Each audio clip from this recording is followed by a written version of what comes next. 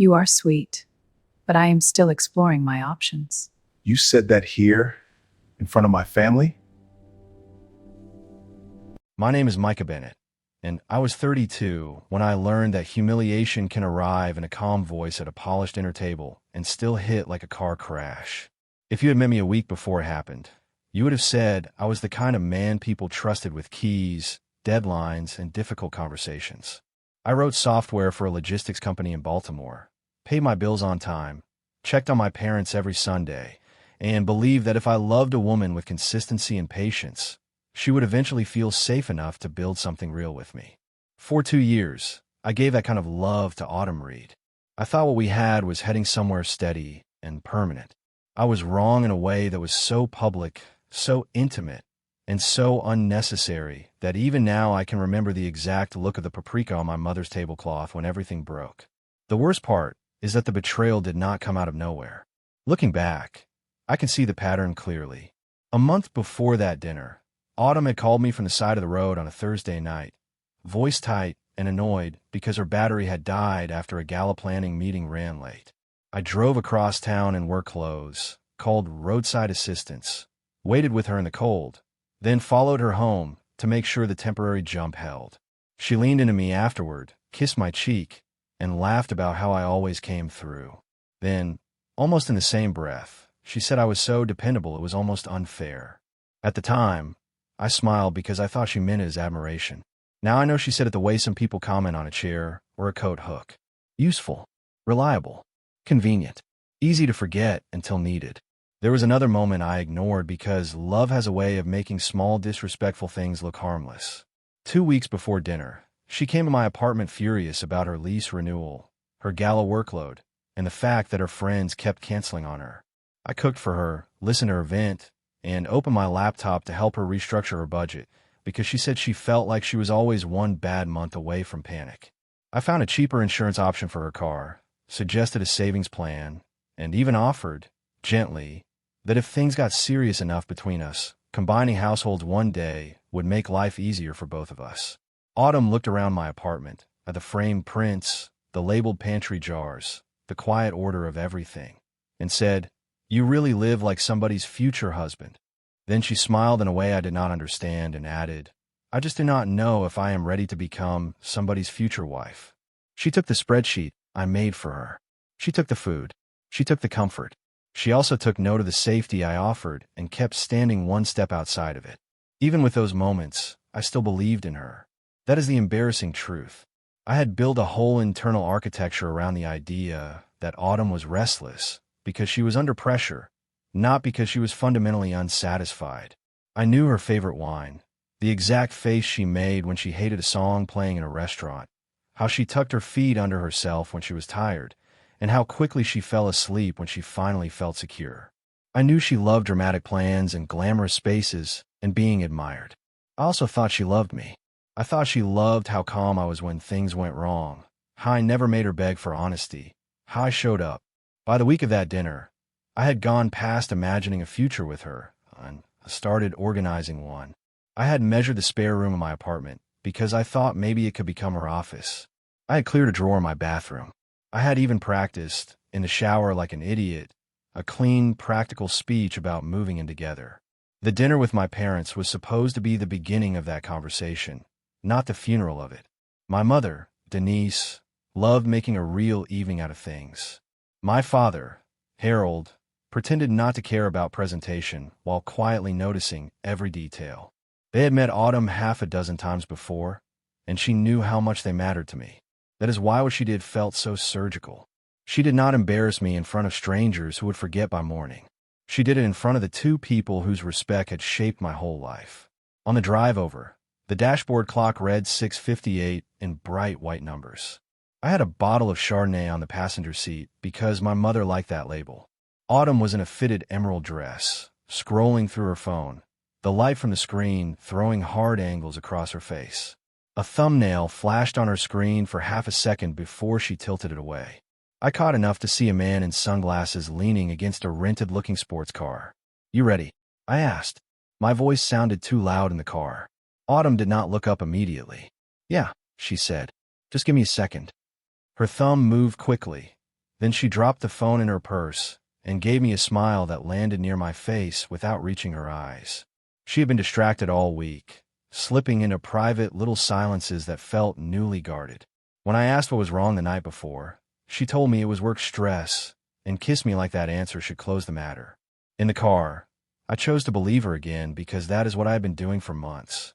I told myself the dinner would settle things, that seeing her with my parents would restore the sense of alignment I had been missing.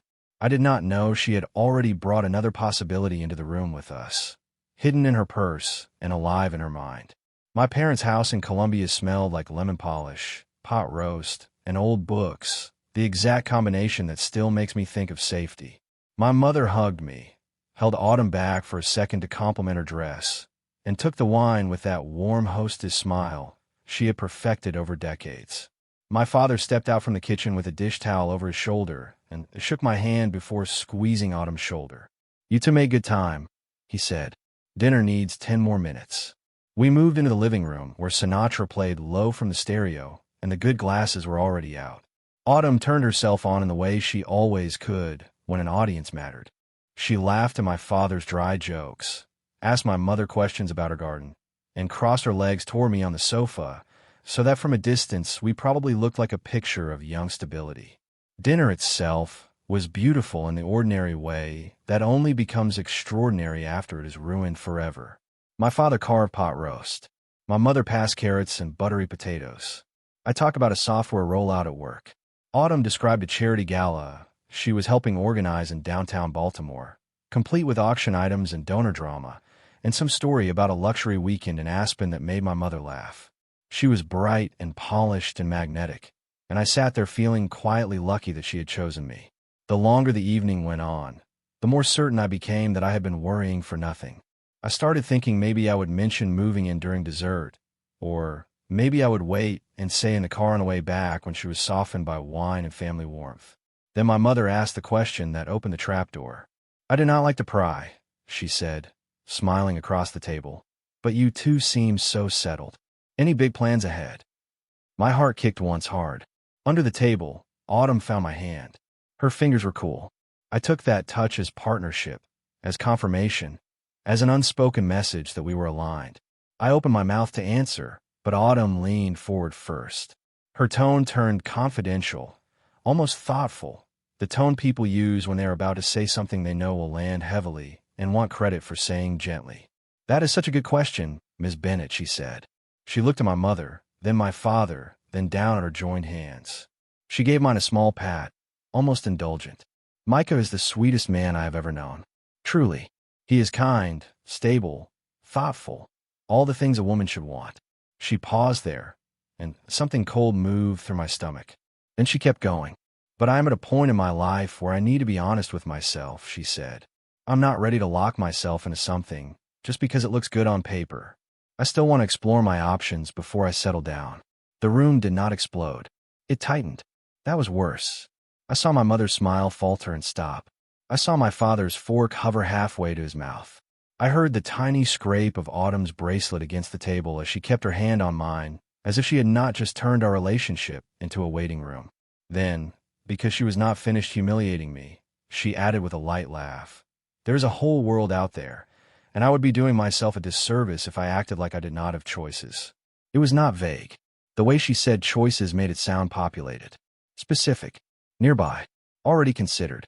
In that instant, every distracted glance at her phone, every sudden smile at messages she did not explain, every oddly sharpened interest in people with flashier lives rearranged itself inside my head. I understood that this was not a woman nervously speaking about generic uncertainty.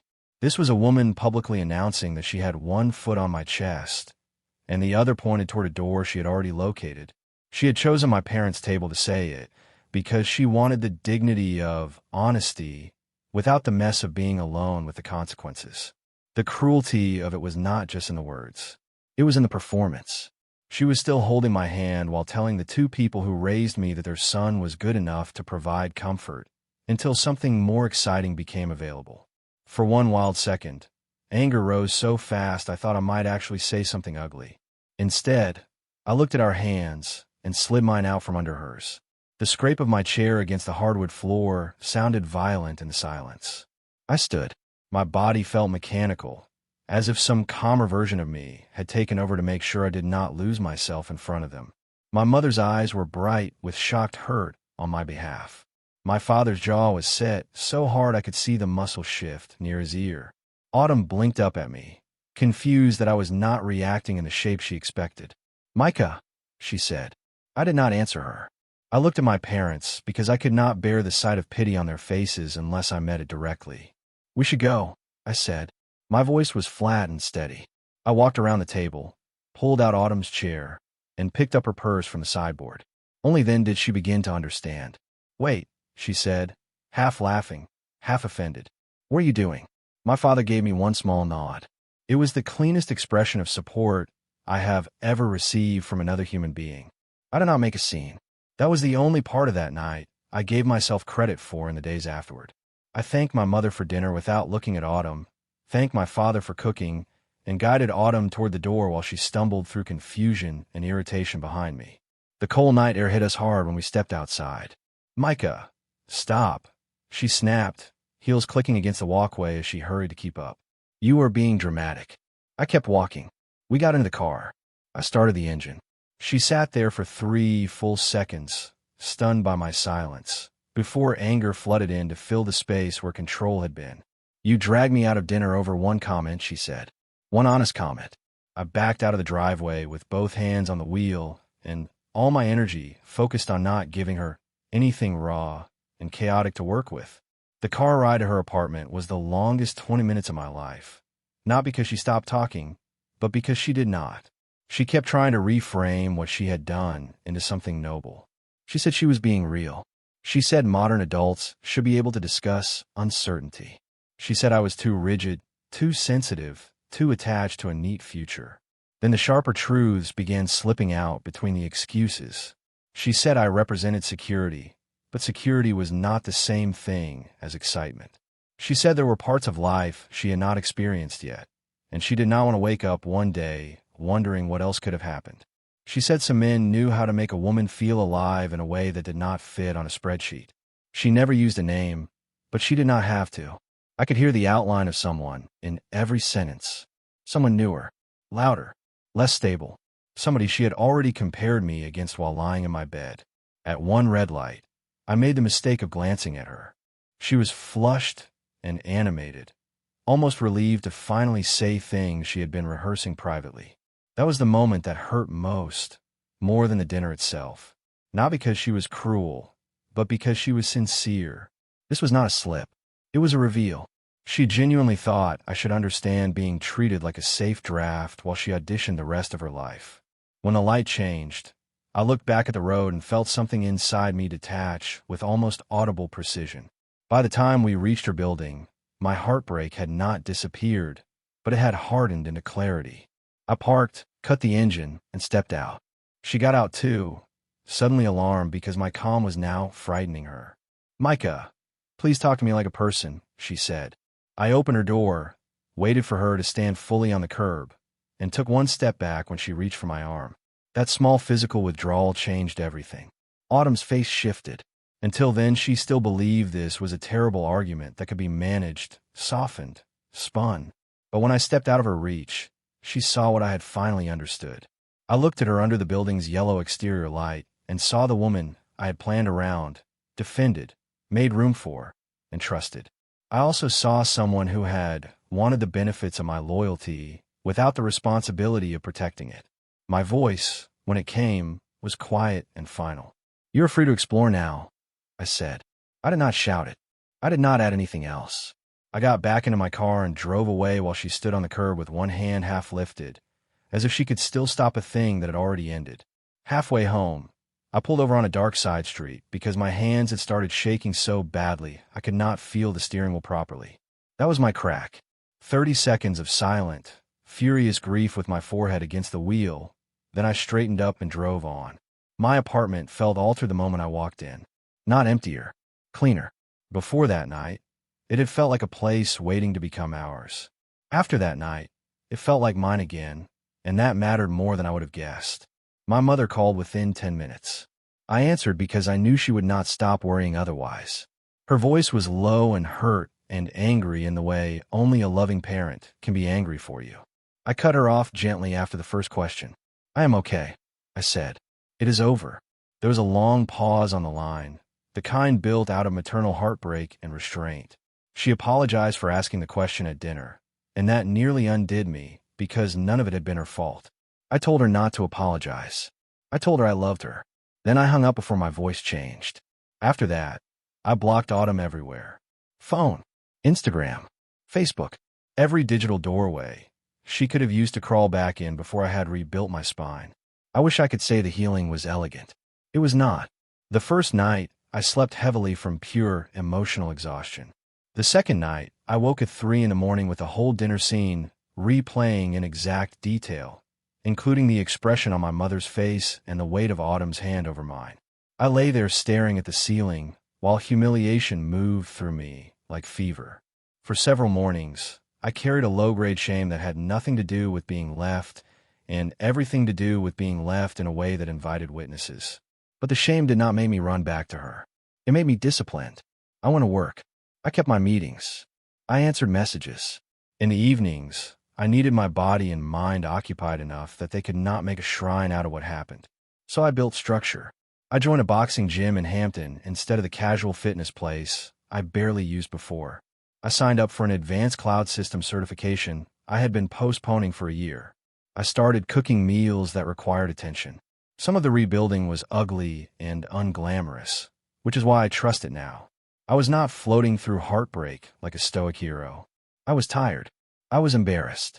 One night in the third week, I almost unblocked her after 2 beers and a sudden ache so sharp it felt like grief had teeth. I sat with my phone in my hand for 10 minutes, staring at the place her contact used to be, imagining how easy it would be to ask the one question that still burned. Who was she already looking at when she said that?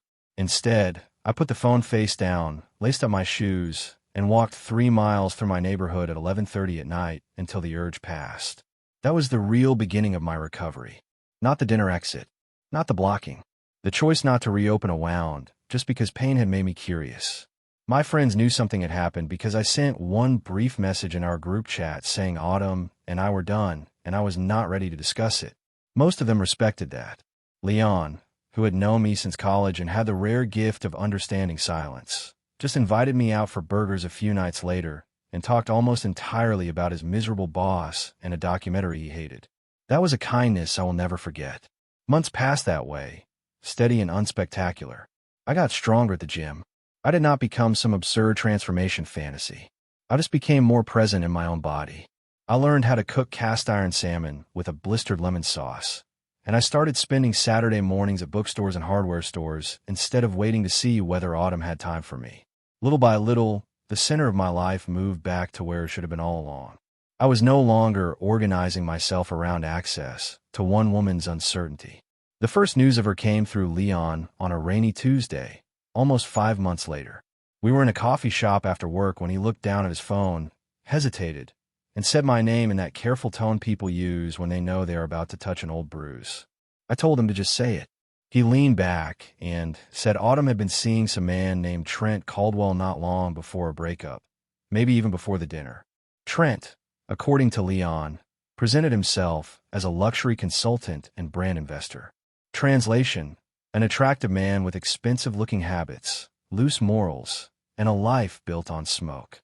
He posted rooftop photos, flew women to Miami on borrowed money, talked like he was always one deal away from something huge, and apparently had been circling Autumn during her gala work for weeks before she humiliated me. When Leon said that, something deep in me went still. I had not been imagining it. She really had a specific alternative in mind when she asked for the freedom to explore. The details got uglier in practical ways, which made them more believable than any dramatic revenge fantasy ever could. Trent convinced Autumn to cover several temporary expenses tied to a weekend trip and a supposed event investment, because her credit was better and his cash was tied up. He borrowed money and repaid it selectively. He was inconsistent, evasive, thrilling when present, unreachable when absent. Autumn, who had publicly framed herself as too alive and expansive for my boring reliability, Spent months chasing callbacks, apologies, and explanations from a man who treated commitment like an allergy. That part would have been poetic enough on its own, but the consequences were not just romantic. Her role with the gala committee shrank after she missed deadlines and mixed personal drama into donor events. Her friends got tired of emergency calls, canceled plans, and borrowed money. She did not just lose the man she picked over me. She lost credibility, ease, and the social shine she had mistaken for real security. I did not enjoy hearing it as much as people think a man should enjoy hearing about an ex's collapse. Satisfaction would be too generous a word. What I felt was recognition. Autumn had mistaken instability for depth and attention for value, and now the bill had arrived. Still, I made Leon stop after a point because I did not want to build a second life around monitoring her consequences. I had already wasted enough energy being the stable ground she stood on while looking elsewhere. From then on, the updates came in fragments from the edges of my old world. I saw Paige, Autumn's longtime friend, in a grocery store once, and the woman looked exhausted. I heard through Leon months later that Paige and Autumn had fallen out completely after another fight tied to Trent and unpaid money. The glamorous photos on Autumn's social media slowed, then disappeared. There were no more rooftop dinners, no more champagne glasses held against skyline views. The performance had become too expensive to maintain. About 8 months after the breakup, curiosity got the better of me one evening while I waited for code to compile. I looked up Trent's business records. I did it once, quickly, and that was enough. His company had been dissolved for non-payment of filing fees. Public complaints on consumer sites described missed deliveries, fake urgency, and money taken for services never completed. That mattered because it confirmed something important. Autumn had not left my steadiness for some grander, legitimate future. She had gambled my loyalty on a fraud with good lighting. A week later, my phone lit up with a text from an unsaved number. Micah, it is Autumn. I know I probably should not be doing this, but I made a terrible mistake. Can we talk? I stared at the screen for a full minute and felt almost nothing. No rush of revenge. No flare of hope.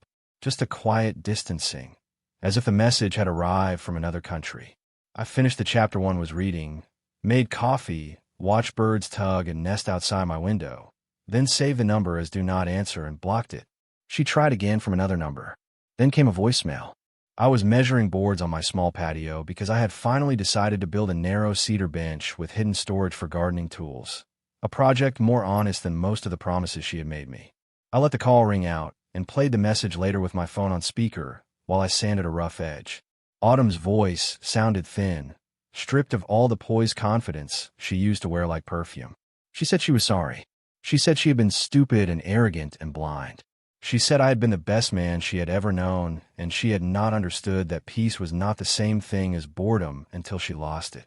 That line told me more than the apology did. She was not only sorry for hurting me, she was sorry that the safety, order, and devotion she had mocked turned out to be rare. She was sorry her gamble had failed. I archived the voicemail and kept sanding. The next attempt came through Paige, who called me one evening, sounding frayed and guilty. She did not bother with a long preamble. She said Autumn was in a bad place, that Trent had taken money from her and vanished, that work was unstable, that she was embarrassed, isolated, and not handling any of it well. Then Paige said the sentence that ended whatever pity might have grown in me. She keeps saying she threw away the one person who would have protected her from all this. Protected her. Not loved her. Not cherished her. Protected her. Even in regret, the core of it was still about what I had provided. I told Paige, politely, that I wished Autumn healing, but I was no longer available for any role in her life. Paige pushed once, maybe out of friendship, maybe out of exhaustion. She said 2 years should count for something. I told her it did. It counted as enough time for Autumn to know exactly what she was doing when she humiliated me in front of my parents. Paige went quiet after that and apologized before hanging up.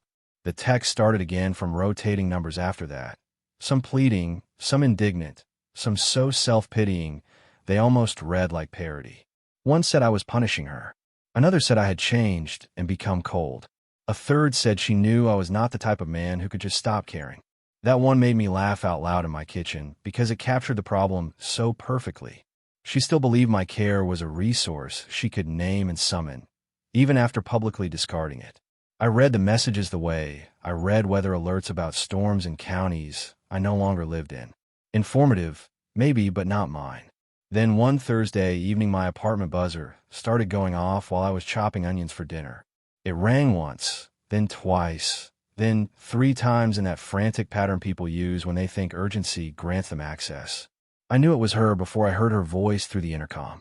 "Micah, please. I know you're home." I closed my eyes, counted to 3, and buzzed her in because I did not want a hallway scene involving neighbors. I opened my apartment door only as far as the chain allowed at first, then removed it when I saw she was alone. Autumn looked diminished in a way that had nothing to do with beauty and everything to do with strain. Her coat was expensive but wrinkled. Her mascara had been cleaned and reapplied badly. Her confidence, once so carefully arranged, was frayed at every edge. For 1 second, an old reflex in me tried to respond to distress. Then I remember the dinner table. I remember my mother's face. I kept the doorframe between us. Autumn started with accusation because humiliation had made her reckless. She asked how I could ignore her after everything. I told her the answer was simple. She had asked for her freedom, and I had respected the request. That cracked her. The polished language fell away, and what came out after that was naked panic. Trent was gone. The money was gone. Her friendships were damaged. People at work saw her differently. She said she had ruined her own life and only understood now what kind of man I'd been to her. Then she said the thing that clarified everything. "I want to come home," she whispered. Not, "I want to make this right." Not, "I want to repair what I broke." Home. By that she meant my apartment, my steadiness, my emotional discipline, my willingness to carry what she dropped. She did not miss me in the full human sense. She missed the conditions I had created around her. When I told her this was not her home, she cried harder, then turned angry in the same breath. She accused me of being cruel. She asked if this was revenge. She demanded to know how I could stand there so calm while she was falling apart. I looked at her and finally saw the complete shape of the problem. Autumn had never understood love as something to honor. She understood it as something available to her when she needed regulation, admiration, or shelter. My refusal was not wounding her because she had lost romance. It was wounding her because she had lost access. "I do not want anything from you," I said. Not a conversation, not an explanation, not an apology, nothing. Then I wished her good night and closed the door. When the door shut, I stood in my hallway and let the silence settle. I heard one muffled sob outside, then retreating footsteps, then nothing. I walked back to the kitchen and finished cooking. That sounds cold when I say it plainly, but it was not cruelty. It was alignment. I had spent 2 years training myself to be responsive to her moods, her needs, her instability. Finishing dinner instead of reopening the wound was one of the healthiest things I had ever done. After that night, the contact attempts stopped almost completely. Life moved the way real life does, not in dramatic leaps, but in a series of grounded improvements that only become visible in hindsight. I passed my certification exam. I got promoted to a senior engineering role. I finished the cedar bench on my patio and filled it with gardening tools and seed packets I had no business being as proud of as I was. My parents trusted my quiet again. My mother stopped checking my face every time Autumn's name came up in some secondhand context. The injury healed into scar tissue and then into history. I met Rochelle Franklin through work, though not in the neat cinematic way stories usually manufacture new love. She was a landscape architect consulting on a warehouse redevelopment project our company had software ties to, and for the first 3 meetings, I only knew that she asked precise questions, did not waste words, and had a laugh that arrived honestly instead of strategically. Months later, we ran into each other in a neighborhood lecture on urban design and ended up talking for 45 minutes about public spaces, family habits, and the weird comfort of Saturday errands. Nothing about her felt performative. She did not test me. She did not provoke me to measure my devotion. She did not treat calm as a deficiency. By the time we started dating, I was already far enough healed to recognize the difference between mutual peace and one-sided emotional labor. Rochelle was not a reward for surviving autumn. She was simply a good woman I met after I had finally made myself available to good things again. That mattered to me. I told Rochelle about autumn early, but not theatrically. I gave her the facts because adults deserve context, and because hiding old pain is one way it gains power. Rochelle listened without interruption, asked one thoughtful question about whether the public part had made it harder to trust again, and then reached across the table to touch my hand. There was no pity in it, no fascination, just understanding. That was how I knew I was dealing with somebody healthy. Months went by. We built a rhythm that felt unforced. We cooked together. We argued once about paint colors for our dining room and laughed halfway through the disagreement, because neither of us was trying to win something larger than the moment. With Rochelle, affection was not a performance or a strategic resource. It was a living thing both people protected. The first time my mother met her, she called me the next day and said, very carefully, "You look peaceful again." That sentence meant more to me than any declaration of romance. Almost a full year and a half after the dinner, Rochelle and I went to the farmer's market on a bright Saturday morning. Sunlight came down through the high glass canopy. The air smelled like bread crust, coffee, basil, and wet strawberries. I was holding a basket in one hand and Rochelle's hand in the other while we debated whether the peaches were worth buying that early in the season. Then I felt it before I saw it, that old human sensation of being watched with intent. I looked up and saw Autumn near a flower stall holding a paper cup. She looked put together in a way that was almost convincing from a distance, but I could see the strain immediately. Her eyes moved from my face to Rochelle to our joined hands, and the whole story of what she had lost passed over her features in one hard flicker. Rochelle followed my gaze and asked quietly, "Do you want to keep walking?" I love her a little more for phrasing it that way.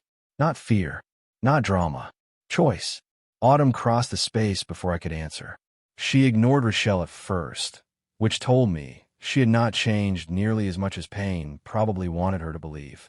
"Micah," she said, with a small breathless smile that tried to imply history could still open doors. I nodded once. She asked if we could get coffee, talk for a minute, be adults, maybe even be friends one day. The words had a rehearsed fragility to them, as if she had practiced sounding humble without surrendering all her pride. Rochelle stood beside me, calm and present, studying a honey display without pretending to disappear. That steadied me further. I told Autumn no. She asked why with the same baffled frustration she had shown outside my apartment, as if boundaries remained an insult when directed at her. Then she said she missed me, missed us, missed what we had. For the first time, I answered fully. I told her I believed she missed the life she had once had access to, but that was not the same as missing me well enough to have protected me when it mattered. Her face changed when I said that because it was accurate and she knew it. Some people can argue against anger. Very few can argue against a calm description of their motives. She started to say she had been young, lost, confused, and I stopped her with a small shake of my head. "You were not confused at my parents' table," I said. "You were clear. You just did not expect the consequences to belong to you." Autumn's eyes filled then, but even in that moment I felt no urge to comfort her. Not because I had become hard, because I had become done. I introduced Rochelle properly. Autumn looked at her then, really looked, and I saw the comparison happen, not between beauty or status, but between dynamics.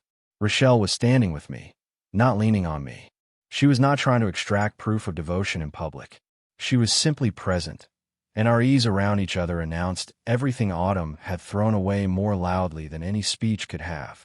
Autumn whispered that she still thought about me all the time. I told her, honestly, that I did not build my life around the past anymore and asked her not to contact me again. Then I turned with Rochelle and walked toward the bakery stall. I did not look back. After a few steps, Rochelle squeezed my hand once, asking a question without words. "I am okay," I said, and I meant it. Not in the strained way wounded people say it, because they're trying to outrun feeling, but in the settled way that only comes after enough time and enough discipline have done their work. There was no triumph in leaving Autumn standing there. No private victory parade in my chest. Just a clean sense of finality. The market moved around us in ordinary sounds and colors. Someone laughed near the coffee stand. A vendor called out prices for tomatoes. Rochelle pointed out a loaf of rosemary sourdough and asked if we should get two. I looked at her, at the life in front of me, at the simple dignity of a day that belonged entirely to the present, and felt gratitude so steady it almost resembled relief. Autumn had once mistaken peace for smallness. I knew better now. Peace was not what remained when excitement failed. Peace was what became possible when self-betrayal ended. I had loved the wrong woman with my whole heart, but I had not let that mistake turn me into a smaller man. She lost access to my loyalty the night she publicly dismissed it, and I never gave it back. That was the closure. That was the consequence. And that was enough. If you enjoyed this story, please like, comment, and share this video with your friends. Subscribe and turn on the notification bell so you never miss a powerful story drop.